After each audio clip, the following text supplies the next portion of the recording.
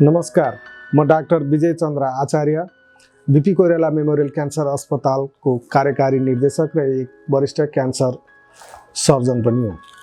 मेरो 3 वर्षको यस कार्यकालमा सहयोग गर्ने उल्लेखित संस्था र त्यो संस्थाका प्रमुखहरूप्रति धन्यवाद दिन चाहन्छु।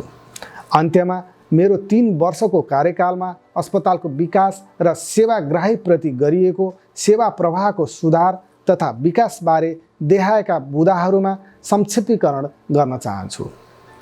1. अस्पतालको आर्थिक प्रणालीलाई व्यवस्थित गर्न कृषि विकास बैंकको काउन्टर राखी सेवा शुल्क बुझ्ने गरी कृषि विकास बैंक अस्पतालमा राखियो। कर्मचारीहरूलाई बिना धितो 15 लाखसम्मको ऋण सुविधाको व्यवस्था गरियो। 2. कर्मचारी कल्याण कोषलाई व्यवस्थित र स्थापित गरी हाल सो खातामा 16 करोड भन्दा बढी रकम जम्मा गरिएको छ। कर्मचारी कल्याण कोषमा वर्षको आधा महिनाको पारिश्रमिक कर्मचारीले पाउने व्यवस्था गरिएको छ। 3. नारायणी डेभलपमेन्ट बैंकमा रहेको 10 करोड रकम भुक्तानी असुल गरिएको छ। 4. पुरानो 20 वर्ष अघिको लिनियाक 600 सिडी मेसिन बिग्रिन गई सेवा अवरुद्ध भइरहेको अवस्थामा मर्मत गर्न सफल भएको छ र हाल सो सेवा सुरुकै वर्षदेखि सञ्चालित भई सुचारू रहिरहेको छ। 5. पुरानो लिनियाक 2300 भर्सनको मेसिन मर्मत हुन नसकी डिसमेन्टल गर्नुपर्ने भएको थियो र सो मेसिन प्रतिस्थापन गरी नयाँ लिनियाक आइएमआरटी आइजिआरटी सहितको अत्याधुनिक मेसिन र एचडी ब्राकीथेरापी मेसिन खरिद गरी सेवा शुभारम्भ भइसकेको छ। 6. नेपालमा पहिलो पटक अत्याधुनिक सिटी सिमुलेटर अङ्को सिटी स्क्यान मेसिन खरिद गरी जडान गरिएको छ, जसबाट रेडिएसनको उपचारमा गुणस्तर ल्याउन मद्दत गरेको छ। 7. CT scan, MRI, BMD, gamma camera मेसिनको सेवा नियमित रूपमा गराइयो भने सो सेवा लिने प्रतीक्षा सूचीको अन्त्य गरियो। 8. प्याथोलोजी विभागको सेवालाई थप गरिएको छ। आइएससी प्लेटलेट फेरेसिसको सेवा प्रारम्भ गरिएको छ। प्याथोलोजिकल सेवालाई गुणस्तरीय र अन्तर्राष्ट्रिय स्तरको बनाउन नयाँ मेसिन थप गरिएको छ। आपतकालीन ल्याबको सेवा स्थापना गरिएको छ। प्याथोलोजिकल सेवा अन्तर्गत प्रत्येक 2-2 घण्टामा रिपोर्ट उपलब्ध गराउने सुविधा गरिएको छ। 9. सेवाग्राहीलाई सस्तो सरसुलभ औषधि उपलब्ध गराउने उद्देश्यले अस्पतालले आफ्नै फार्मेसी स्थापना गरिएको छ। फार्मेसीको सेवाले बिरामीले सस्तो रूपमा औषधि प्राप्त गरेका छन्। 10. सर्जरीतर्फ 8 वटा मोडुलर शल्यक्रिया कक्ष सञ्चालनमा रहेको छ। ल्याप्रोस्कोपी सर्जरीमा 4K मेसिनबाट शल्यक्रियाहरू सुरुवात गरिएको छ। 11.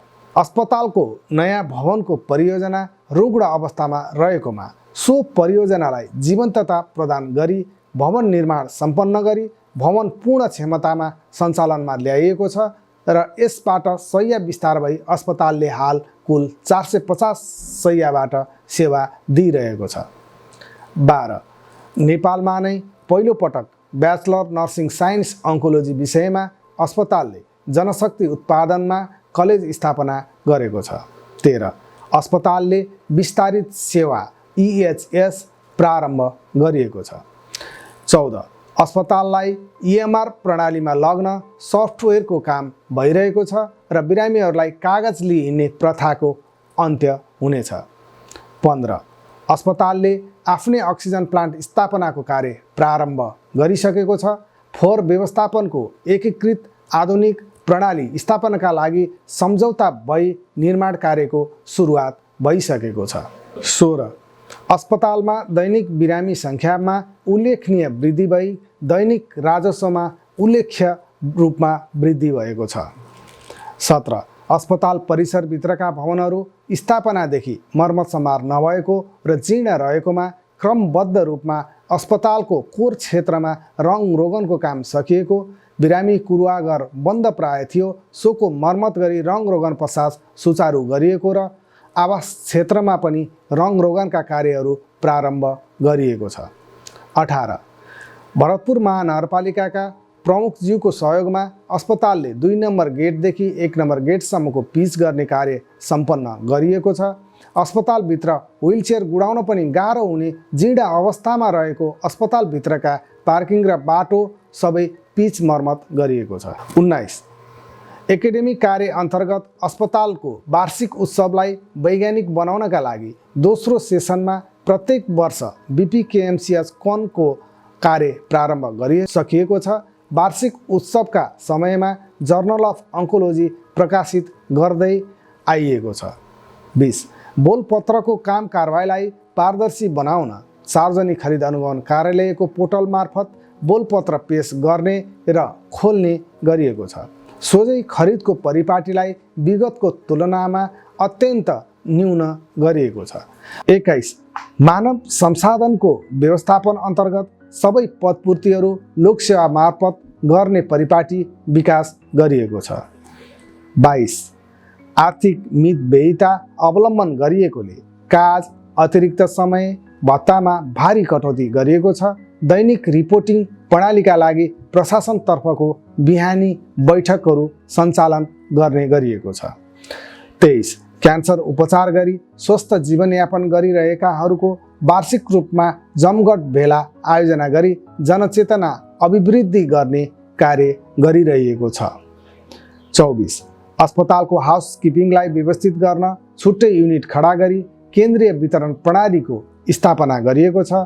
बिरामीको आरामताको लागि भित्र र बाहिर बिरामी आराम कुर्सीहरूको व्यवस्थापन गरिएको छ। 25 अस्पतालमा फर्निचरहरूको व्यवस्थित वितरण प्रतिस्थापन गरिएका छन्। केमोथेरापीको जोखिमलाई न्यूनीकरण गर्न केमो क्याबिनेट सबै ठाउँहरूमा जडान गरी सेवा दिइएको छ।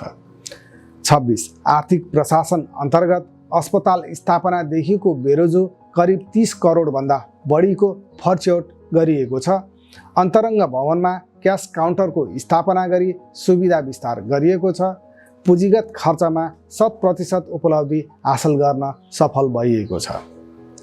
विगत 3 वर्षमा माथि उल्लेखित काम गरिएको विषयमा अनुरोध गर्दै अस्पतालको सेवा विस्तारको अधिकतम उद्देश्य अन्तर्गत क्यान्सर अस्पतालमा नभई नहुने सेवामध्ये बोन म्यारो प्रत्यारोपणको सेवा भएकोले आगामी वर्षको वार्षिक बजेट तथा कार्यक्रममा समावेश गरी अर्थ मन्त्रालयमा पेश गरिएको छ। सोको स्वीकृति हुने भएको छ। साथै अस्पतालमा हाल एउटा रेडियोथेरापी बङ्कर निर्माण भइसकेको र सोमा एउटा अत्याधुनिक लिनाक मेसिन खरिद र प्याथोलोजीको स्तरोन्नति अन्तर्गत मोलिकुलर ल्याबोरेटरीको स्थापनाका लागि बजेट तथा कार्यक्रम पनि स्वीकृतिको अवस्थामा छ। आगामी आर्थिक वर्ष 2077-78 को लागि यी कार्यक्रमहरू प्रमुख प्राथमिकतामा रहेका छन् र यी कार्यक्रमहरूको आरम्भ अबको वर्षमा हुने नै छ। यी मेरो कार्यकालको अन्त्यतिरका सपनाहरू थिए। यी कार्यक्रमको सफलताका लागि आगामी नेतृत्वलाई पुरा गर्न हार्दिक अनुरोध समेत गर्न चाहन्छु। अन्त्यमा सबैमा धन्यवाद। नमस्कार।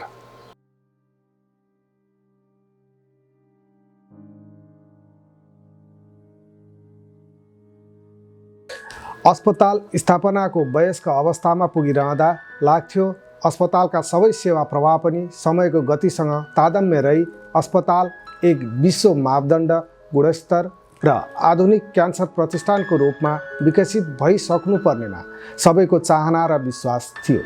तथापि विक्रम सम्वत 2074 सालको नववर्षसँगै अस्पताल स्थापनाको 18औं वर्ष पक्कै पनि एक वयस्क र युवा अवस्थाको समयावधि, जुन समयमा अस्पतालको हरेक सेवाहरू पूर्ण रूपमा विकसित व्यवस्थित भइसक्नुपर्नेमा सबैको मत एकता हुन्छ नै होला। तर समय त्यस्तो रहन नसकेको, विगतको अस्पतालको यथार्थ चित्रण यहाँ गरिरहनु नपर्ला, किनकि अस्पतालको तत्कालीन अवस्थाका बारेमा सबै सचेत वर्ग र समुदाय अनि नेपाल सरकारका सम्बन्धित निकायहरूले अनुभव गरेको कुरा नै थियो।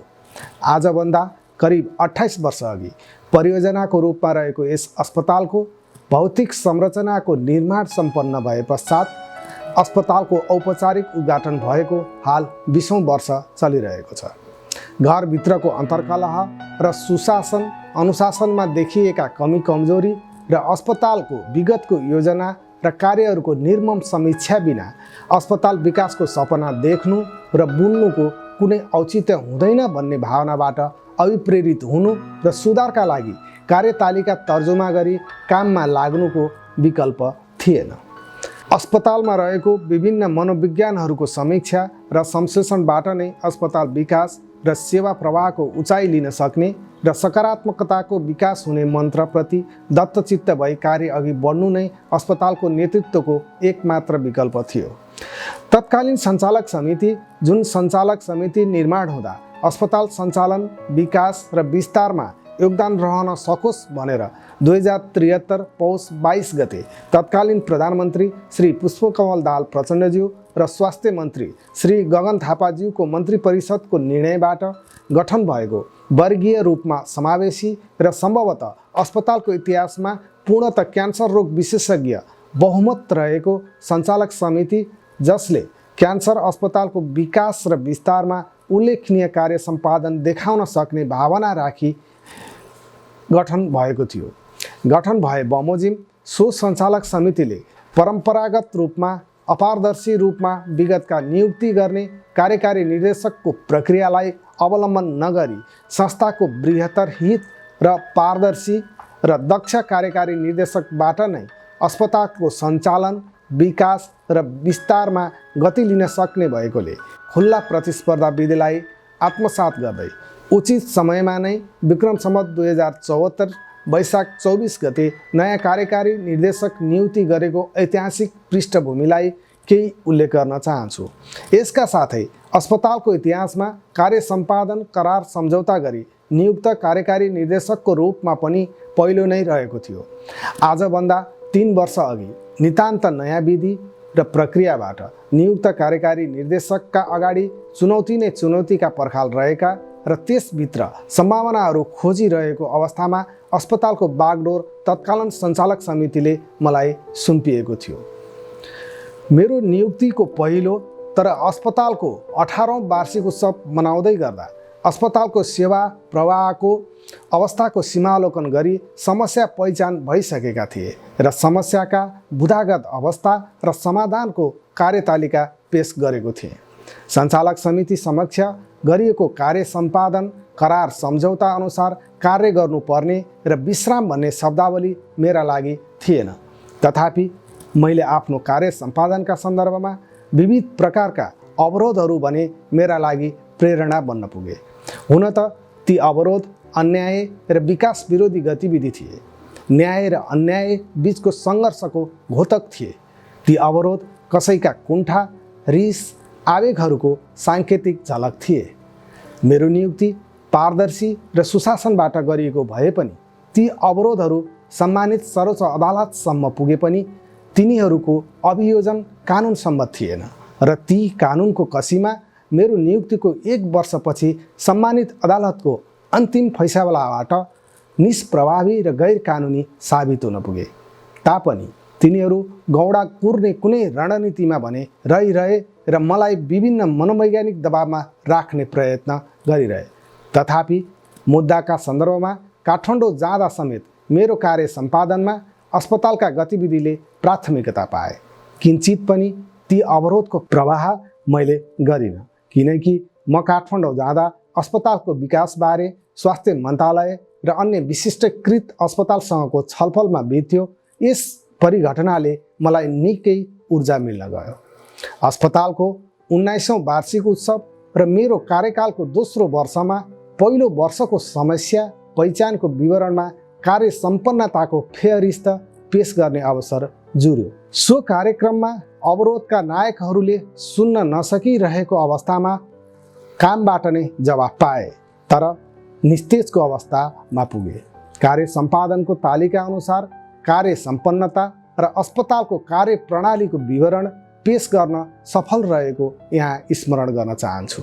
साथै अस्पतालको 20औं वार्षिक उत्सवसम्म आइपुग्दा अस्पताल विकास र प्रणाली र सेवा प्रवाहमा धेरै फड्को मारिसकेको विषय भन्न र सार्वजनिक गर्न पाउँदा अस्पतालको शिर उच्चो भएको महसुस भएबाट म खुसी प्रकट गर्दछु। सेवाग्राहीको आधारभूत कुरामा गुनासा कम भए। निकै चुनौतीका बीच मेरो कार्यकाल बितिरहँदा ती अवरोध र सुघोषित दुराशयहरू कामबाट नै निष्प्रवाही बने। म आफू स्वयं पनि एक विशेषज्ञ चिकित्सक रहेको हुँदा प्रशासनिक अनुभविक ज्ञान ममा थिएन। म सिक्ने र सिकाइको चासो भने राखिरहेँ।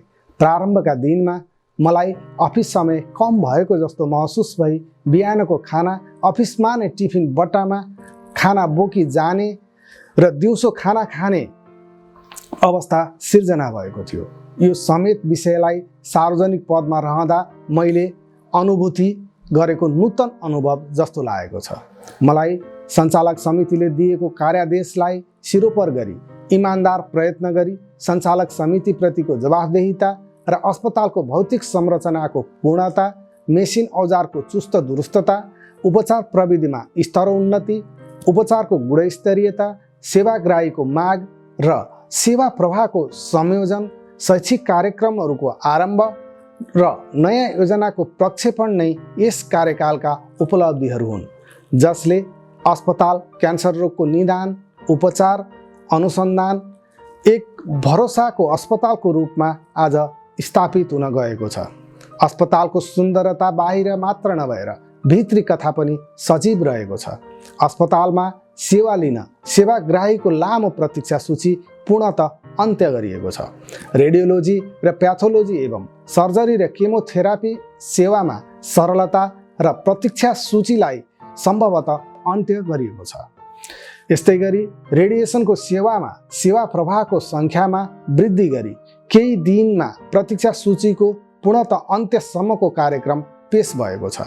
यी र यस्तै कार्यहरूको कार्य मूल्याङ्कन भावी दिनमा पक्कै हुनेछ आशा गर्दछु। कामको तुलना विगत र वर्तमान अनि भविष्यमा हुनेछ र समयले अवश्य पनि देखाउनेछ। अस्पतालको हितका लागि सञ्चालक समितिको भूमिका तत्कालीन अध्यक्ष डाक्टर प्रकाशराज न्यौपानेज्यू, समितिमा अत्यन्त महत्त्वपूर्ण भूमिका तथा अध्यक्ष पद रिक्त हुँदा समेत अभिभावकको प्रमुख भूमिका करिब 1.5 वर्षसम्म निर्वाह गरी अस्पताललाई र समितिको भूमिकालाई फलदायी बनाइदिनु हुने भरतपुर महानगरपालिकाका प्रमुख श्री रेणु दाहालज्यू समितिका बैठकहरूमा सक्रिय सहभागी भई अस्पतालको हितमा कार्य सम्पादन गर्नुहुने नेपाल स्वास्थ्य अनुसन्धान परिषदका अध्यक्ष डाक्टर अञ्जनी कुमार झाज्यू र अन्य सञ्चालक समितिका आदरणीय सदस्य तथा पदाधिकारीज्यूहरू, तत्कालीन मेरा सिनियर वरिष्ठ चिकित्सक उपनिर्देशक डाक्टर निर्मल लामिछानेज्यू, एकाडेमिक कोअर्डिनेटर डाक्टर शिवजी पौडेलज्यू, कार्यथलोमा अहोरात्र खटिदिनुहुने विश्वासिला सहकर्मीहरू, नागरिक समाज, राजनैतिक दलहरूको भूमिका अस्पतालको बृहत्तर हितका लागि अविस्मरणीय रहेका छन्। सञ्चारकर्मीहरू जसले अस्पतालको सफलतालाई जनमानसमा पुर्याई जनसम्प्रेषणको काम गरिदिनु भई अस्पतालको विश्वसनीयता वृद्धि गरिदिनु भयो, राम्रो काममा हौसला र नपुग सेवाबारे खबरदारी भूमिका गर्नुभएकोमा धन्यवाद दिन चाहन्छु। मेरो 3 वर्षको कार्यकालमा नेपालको स्वास्थ्य नीति र नसर्ने रोगमध्ये क्यान्सर रोगको उपचार, निदान र नियन्त्रणको क्षेत्रमा अस्पतालले निकै फड्को मारिसकेको वर्तमान परिवेशमा मैले गरेका काम र प्रतिबद्धताहरू क्यान्सर बिरामी र राज्यका लागि अविस्मरणीय रूपमा रहनेछन्। भावी दिनमा पनि चलायमान नेतृत्वका हातमा अस्पतालको जिम्मामा जानेछ आशा गर्दछु। सञ्चालक समितिले पारदर्शी प्रक्रिया अवलम्बन गर्ने नै छ आशा गरौँ। अस्पताललाई अग्रगमन र शैक्षिक कार्यक्रम सञ्चालन गर्ने एकमात्र ध्येय लिई उपचार र निदानमा गुणस्तरीयता कायम नै राखी थप विकास र विस्तार हुनेछ। विगत 3 वर्ष अवधिमा मानव संसाधनका विषयमा पूर्ण रूपमा लोकसेवा आयोग मार्फत कर्मचारीको वृद्धि विकास काम सम्पन्न गरिसकिएको छ। यो विषय अस्पतालको इतिहासमा नै पहिलो पटक भन्नमा सम्मान प्रकट गरेकै ठान्दछु। सुशासनलाई दरिलो बनाउन अस्पतालका खरिद प्रक्रियाहरू सार्वजनिक खरिद अनुगमन कार्यालयको पोर्टल मार्फत गरिएको छ। नेपाल सरकार स्वास्थ्य मन्त्रालयबाट उपलब्ध पुँजीगत अनुदानतर्फ लगभग 100% सफलता प्राप्त गरिएको छ। अस्पतालको सेवाबारे नमुना घोषित गरिएको जस्तै अवस्थामा रहेको छ।